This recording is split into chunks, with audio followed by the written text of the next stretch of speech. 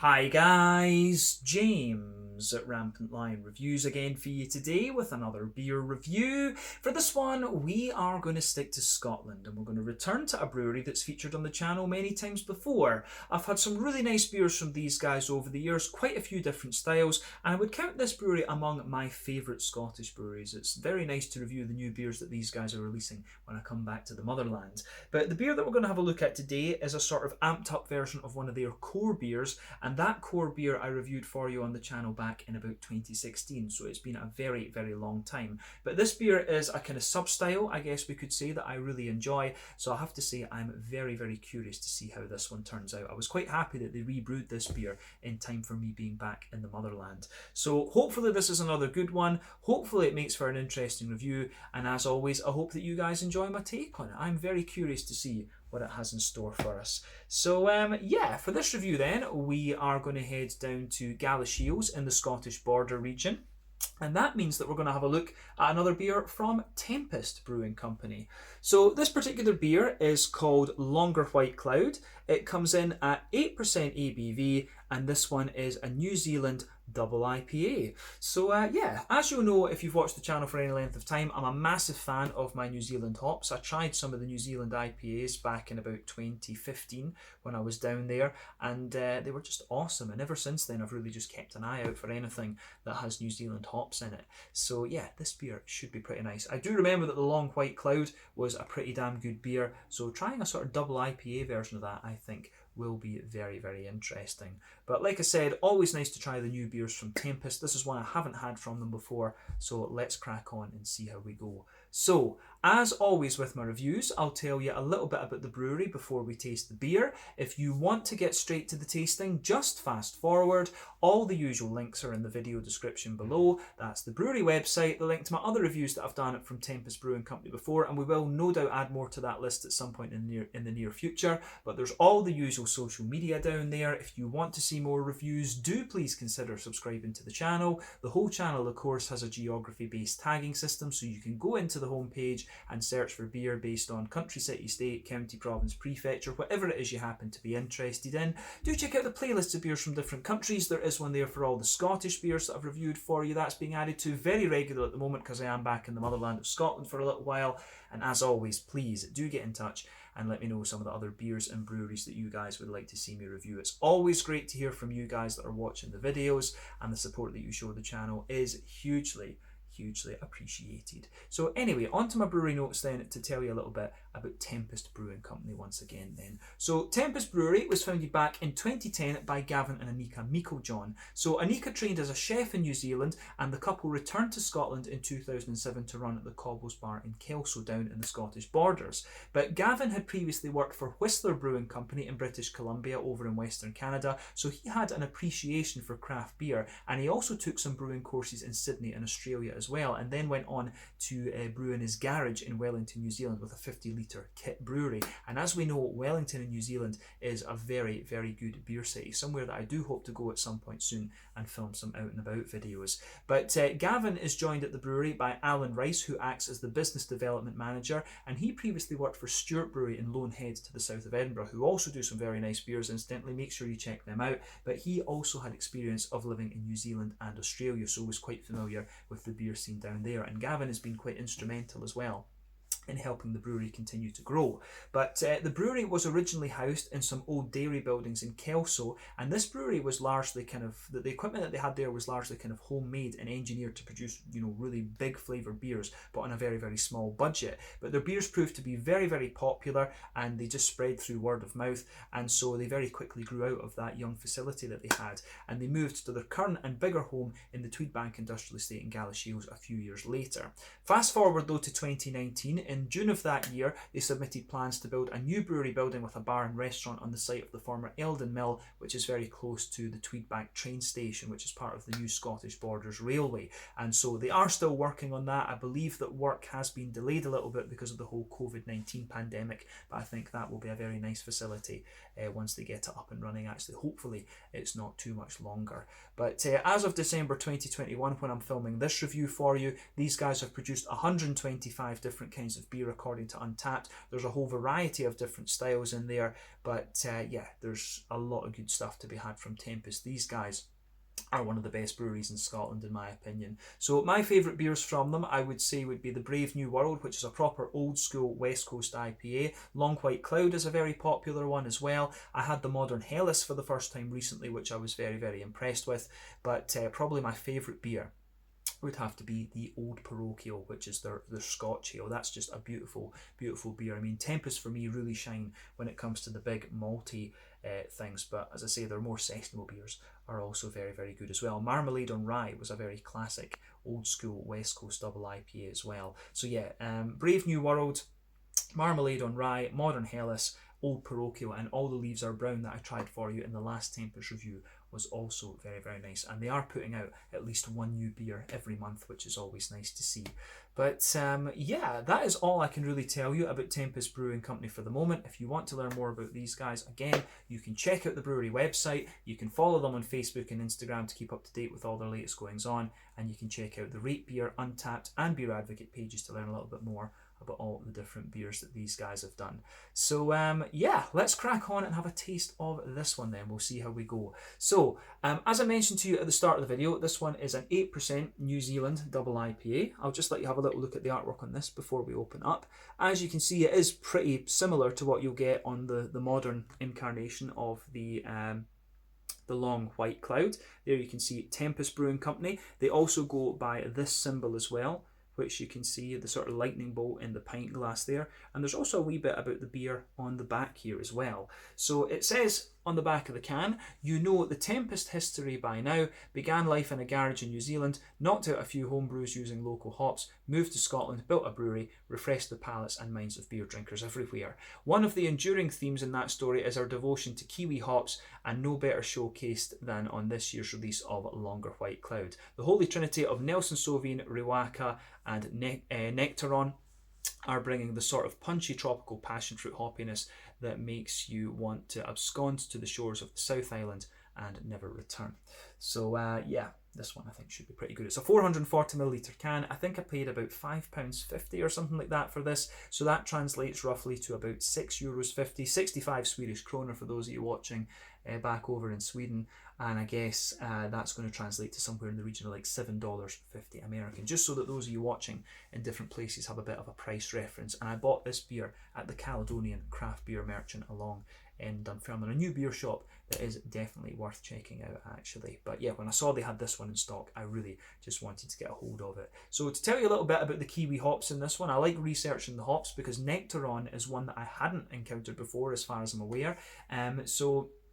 First off, we know Nelson Sauvin. This is a hop we know very well. Again, New Zealand hops, 16% alpha acid, a big beast, gives you that lovely kind of white, green, grapey sort of thing. Quite a bit of gooseberry character as well.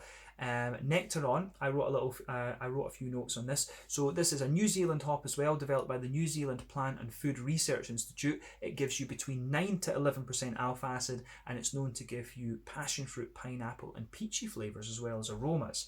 Whereas Riwaka, that's one that we have had a good few times, and that's one of my favourite New Zealand hops. So Riwaka was released in 1997. It's quite an old hop actually, and it was released as part of the Hops with a Difference programme. It gives you between 4 to 7% alpha acid, and it will give you some kind of passion fruit and grapefruit flavours along with quite a bit of lemon and a few other tropical things as well.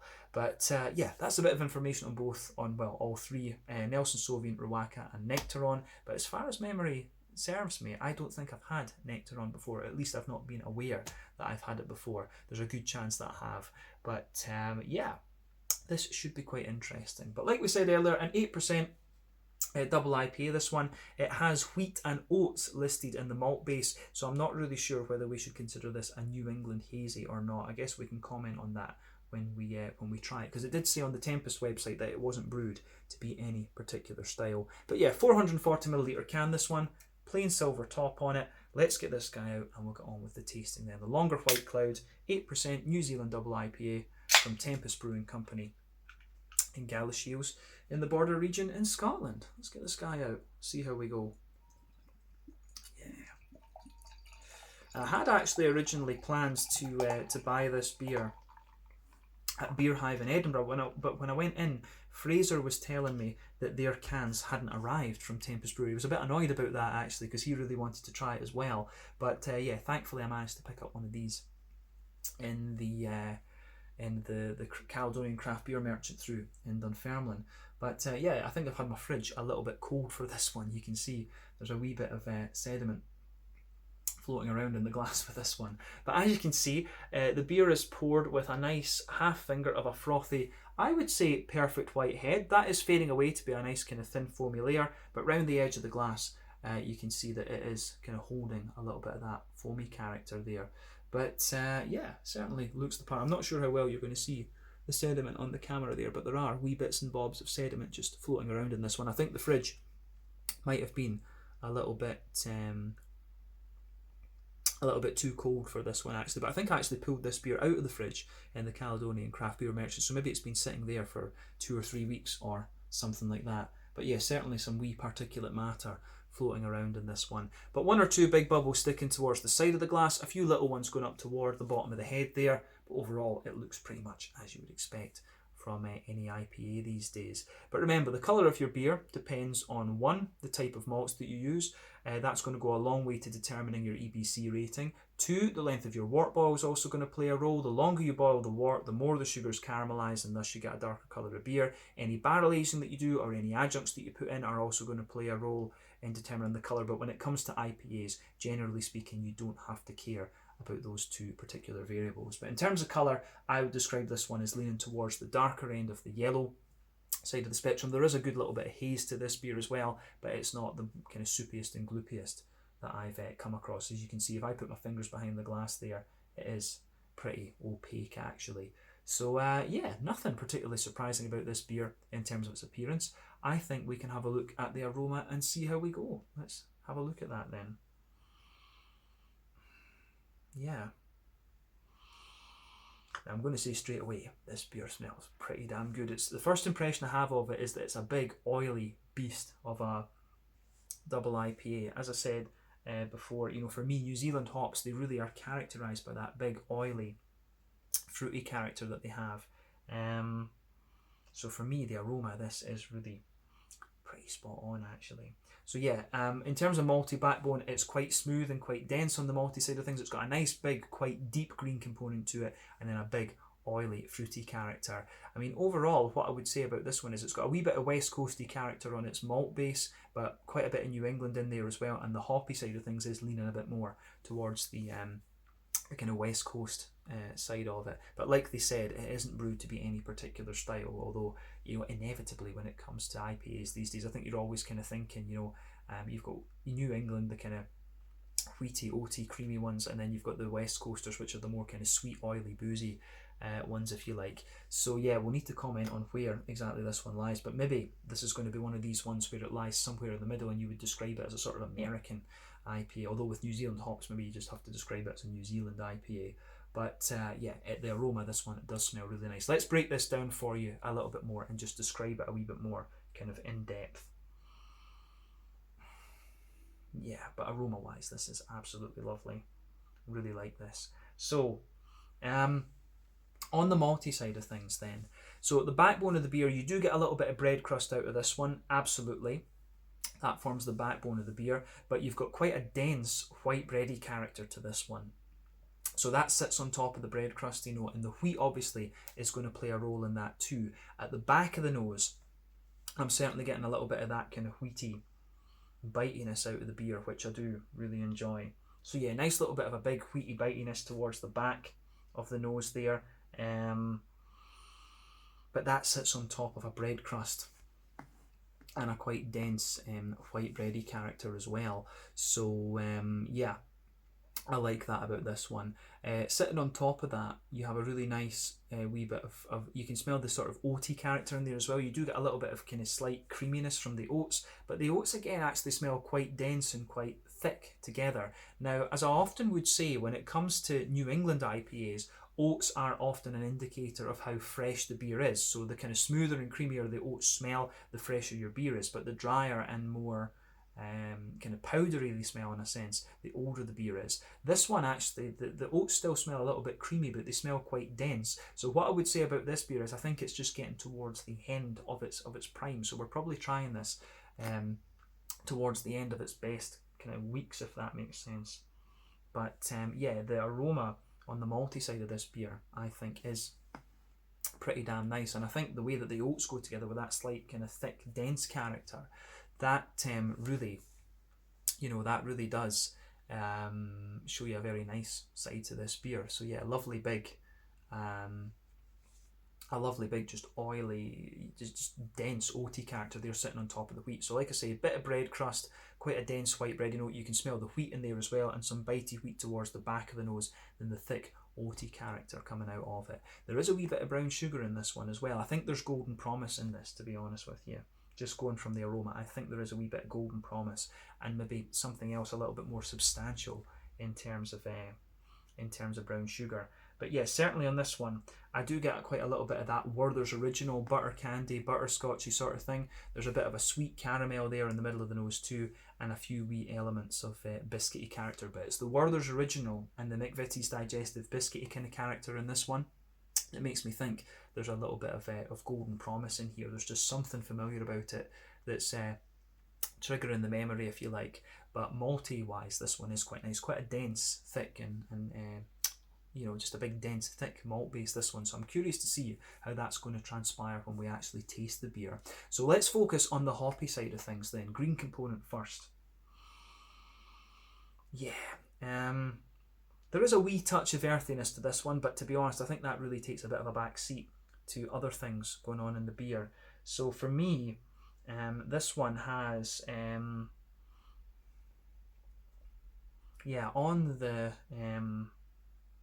on the green component, it's really interesting because you do get a little bit of that deep kind of piney resinous character there, and I think that's most likely to come from the Nelson Sauvin. Nelson Sauvin is a big 16% alpha acid beast in its day, so you do get a little bit of that really deep, dank, sort of piney resinous character, but there's also a wee bit of a kind of spicy floral aromaticity in this beer as well. And round at the front of the nose, there's a bit of a lighter kind of grassy, zesty character coming out of this one. I'd be very curious to know about when exactly this beer's been hopped, because remember, early edition hops within the first hour of the boil, these are the ones that give you the most bitterness. It's quite common that those are used in West Coast IPAs.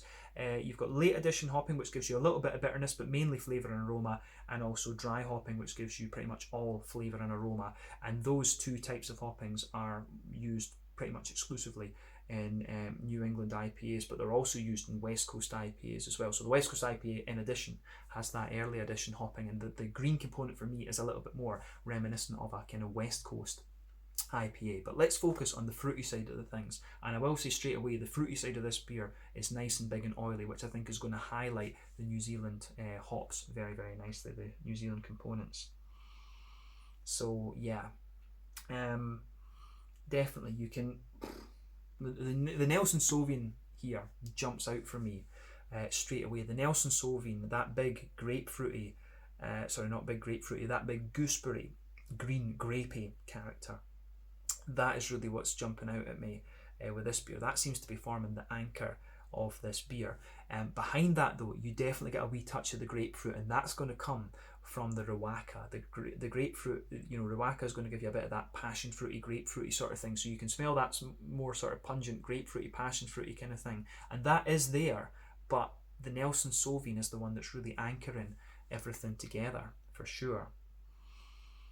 So yeah, this beer, the Nelson Sauvin for me is the most prominent of the hops, with that big gooseberry, green grapey sort of thing.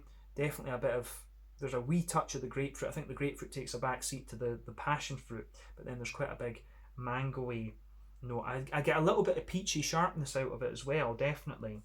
And there's almost a wee touch of you can smell a sort of lemony, zesty character right in the top of the nose too. And I think that's going to be from the Nectaron.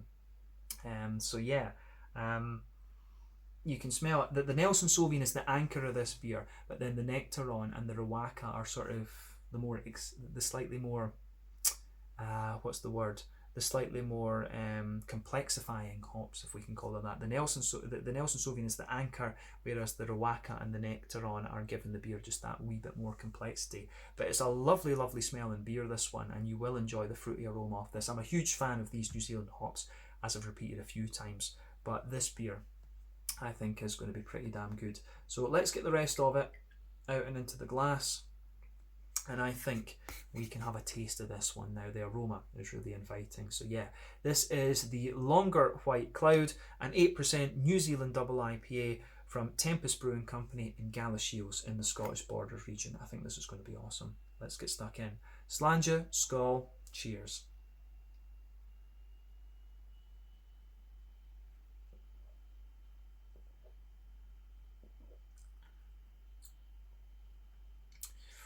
Yeah.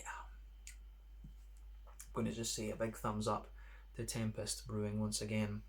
I was keen just to get this review done and kind of out there, because I knew the beer had been out for a few weeks, but it's still in pretty good condition. My first impression of it is it's a big, oily IPA, this one. It does have a few New England characteristics to it. You can sort of taste them in the malt base, but you know, the sort of mouthfeel and vibe of the beer leans a little bit more towards being a kind of West Coasty type IPA in my opinion, but having that more oily and slick mouthfeel I think suits the New Zealand hops a little bit better. But this is a beautiful, beautiful beer once again from Tempest, and I'm not surprised. These guys know what they're doing.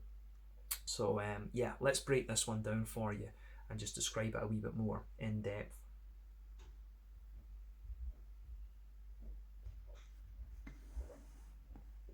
Yeah, so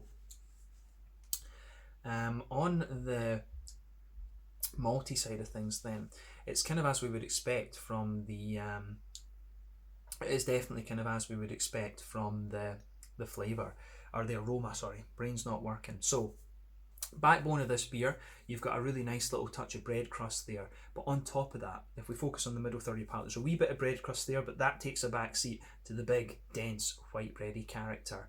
But the white bread isn't actually that thick. The real thickening agent in this beer is the big is that big kind of wheaty note that comes out of it. So yeah, I really like how that side of the beer goes together. The wheat really thickens up this beer quite a lot, and that just sits there in the middle of the palate. So yeah, that really works for me.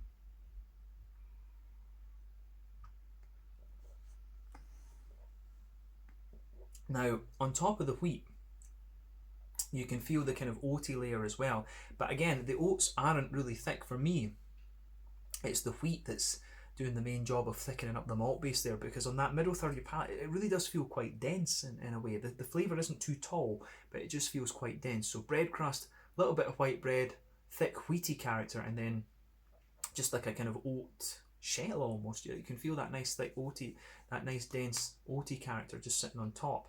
But if you go down the middle line of your palate, you can feel that the oats are quite nice and smooth in a sense. There is a teeny little bit of creaminess there, but they do feel quite smooth and sweet down the middle of the palate. But as you go out towards the edge of the middle third of your palate, it's got a wee bit more of a kind of dry.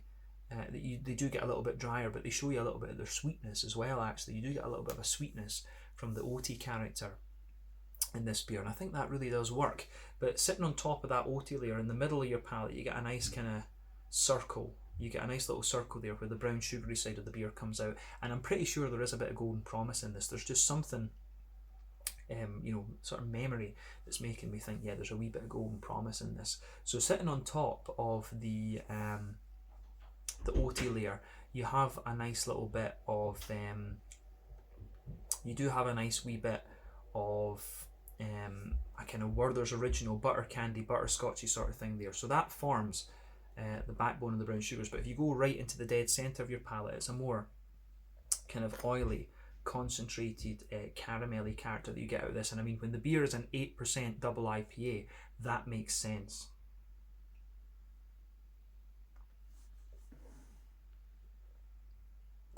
So yeah, as we say, big sort of brown sugary notes there. As I say, it is a little bit like a sweet caramel, but then it's surrounded by a little bit more of a butterscotchy, butter candy type thing. And as you go out towards the extremities of that middle third of your palate. It's a little bit more like McVitie's digestive biscuity character that you get out of this one. So yeah, I do really like how that goes together in this particular beer. So yeah, flavour wise, this is pretty damn nice. It gets a big thumbs up from me.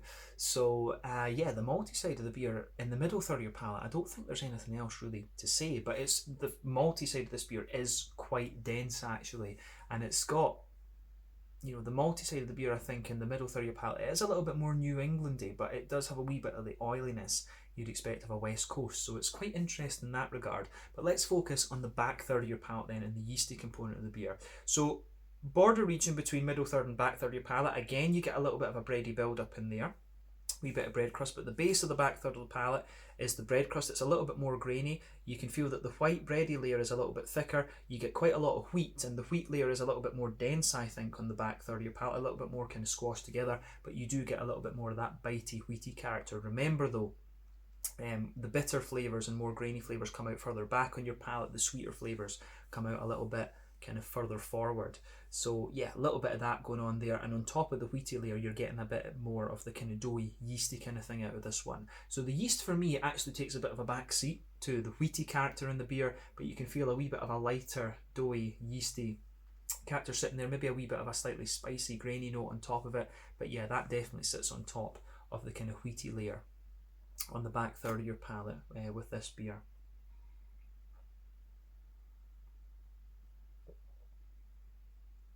But this one is really nice. The malt base, I think, goes together really, really quite well in this one. So yeah, just a big oily, dense malt and yeasty character in this. But on the back third of your palate, you can feel the flavour is a little bit taller. As you come further forward, it just condenses down a wee bit and squashes together, and then you get all the nice you get these more dense and slightly sweeter flavours as you come further forward. But I think that covers everything we need to say about the malty and yeasty side of the beer. So let's focus on the hoppy side of things then, the green component first. Back corners of the palate, you do have a nice little bit of earthiness there. As you move further forward, it gets a little bit more hoppy, but then as you push towards the kind of front corners of the palate, you get a bit of that deeper kind of dank floral aromaticity coming out of this one. So I think Nelson Sauvin might well have been used as the bittering hop in this. I'm not sure about the other two in terms of their bittering qualities, but you know, Nelson Sauvin can give you this slightly piney, big, deep floral aromaticity, and that's coming out of this beer in quite a bit of an abundance. So yeah, you can feel that nice, slightly spicy floral aromaticity, and then a more kind of deep, kind of slightly piney resinous character in there as well. Round the front curve of the palate, you get a good little bit of grassiness in there, a little bit of a grassy, yeah, definitely a wee touch of a kind of grassy zestiness coming out of the beer. So yeah, I like how that comes together. But yeah, it's quite an oily, it is definitely more of a kind of oily, grassy character that you get out of this one, but it does also give you that wee bit of zestiness. I think Riwaka is going to contribute to that. I don't know about the Nectaron, to be honest, in this one, but yeah, Riwaka I think will give you a wee bit of that kind of lemony, zesty, grassy character you're getting there. But I think that's everything about the green component. For me, it does have a little bit of that dankness of the West Coast and a wee bit of a citrusy, zesty character to it, and again, that just adds to the complexity of the beer. But let's focus on the fruity side of things, the front third of your palate.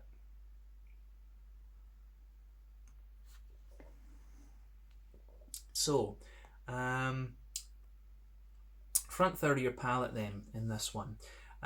Border region between front third and middle third of your palate, again you get a little bit of a bready build up there, a wee touch of bread crust. Then the base of the front third of your palate is a little bit more of a kind of smooth white bready sort of thing. It almost feels a little bit oaty in a sense, actually, a little bit of that kind of creamy but still quite dense and slightly sweet oaty character. But on top of that, you get that nice oily bubble where those juicy fruity esters just roll their way out of the beer. And the fruity character in this one is actually quite similar to what you would pick up in the Aroma for sure. So yeah, you'll find the backbone on the whole of that front third of your palate, the Nelson Sauvin gives you this nice big oily gooseberry type thing, so that just lingers there. Although I would say the further forward you come, it does get a little bit drier and a little bit more like a kind of white green grapey sort of thing. But yeah, the base of that fruity character is definitely a sort of white green grape gooseberry type note.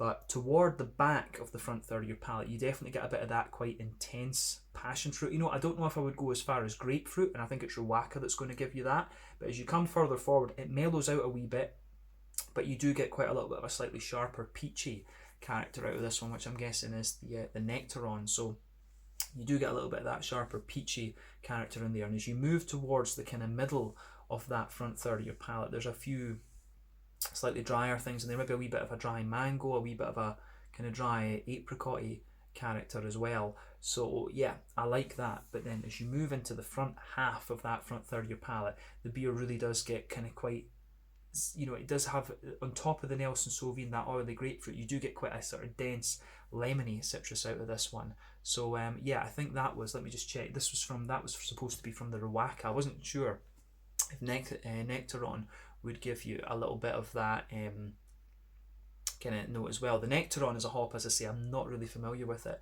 but yeah, there is definitely a wee bit of that lemony, citrusy, zesty kind of thing sitting on the top of the tongue. But yeah, the front half of that front third of your tongue is most definitely an oily, kind of gooseberry, white green grapey sort of thing with a wee bit of lemony zest right on the tip of the palate. So yeah, that's the Rowaka apparently that's gonna give you that lemony zest. But yeah, fruity side of this beer I think is really nice. I love Nelson Sauvignon, one of my favourite hops, and to have these other two around it, like the Nelson Sauvignon is definitely the anchor of the beer, so I would suspect that's been used as a bittering hop, just going by the way the flavour goes together, and then the other two have been used as like late addition and dry hops, or maybe in conjunction with Nelson Sauvignon, of course. But yeah, it does go together very, very nicely in that sense, so it gets a thumbs up from me, definitely. The oiliness of the fruity character in this one is definitely a bit more reminiscent of a West Coast IPA for sure. But yeah, I do like how this beer goes together. It's a little bit more kind of old school than some of the kind of big creamy sort of creamy New England IPAs and things that you're getting from the likes of Overtone these days. Nothing wrong with those, of course, but to come to something like this, which is a little bit more old school, is a little bit of a nice change of pace, if you like. So thumbs up to Tempest for this. Let's round off this review with the mouthfeel then. So I definitely describe this beer as being toward the top end of mid-bodied. The carbonation is very smooth. It's got quite a slick and slightly oily mouthfeel. In terms of IBUs, in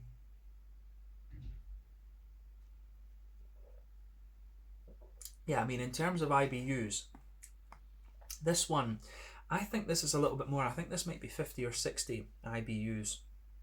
You can feel just that little bit of piney resinous and kind of danky character from what I suspect is the Nelson Sauvignon is coming out in this one. And I think, when you're at 8% and you're a double IPA, you want a wee bit more bitterness to the beer. So I think this one is 50 or 60 IBUs. I wouldn't be surprised by that. The malt base in this one is quite dense and quite smooth. There is a degree of sweetness to it. You've got a wee bit of creaminess from the oats in there, but I think it really leans towards the more oily and slick, smooth kind of thing.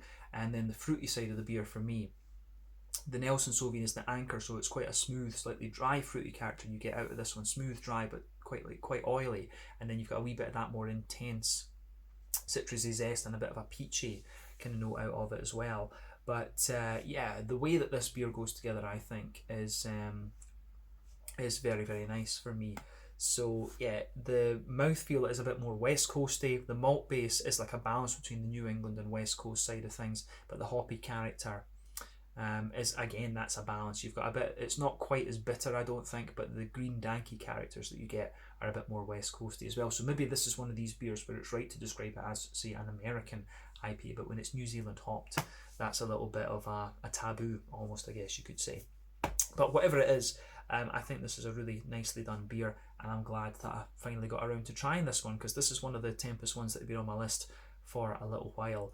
But yeah, let's leave it there. A bit of a longer review, but quite a few things to think about in this one, I would say. But a very interesting beer for me. So yeah, this one was the Longer White Cloud, a New Zealand hopped double IPA from Tempest Brewing Company in Galashiels down in the Scottish borders. A really nice beer that I'm glad I finally got to try. So yeah, we can leave it at that. Once again, thank you for watching my beer reviews. Until the next time, please like, subscribe, share, all the usual YouTube stuff. Let me know your own thoughts on this beer in the comment section below. Let me know what your favourite beers are from Tempest Brewing Company as well, and we will no doubt return to these guys again at some point very soon, because they are getting a little bit more prolific. But thank you again for watching. Check out my social media, check out theirs, and we'll see you soon. The Longer White Cloud from Tempest Brewing Company in Galashiels down in the Scottish borders. Slàinte, skål, and cheers.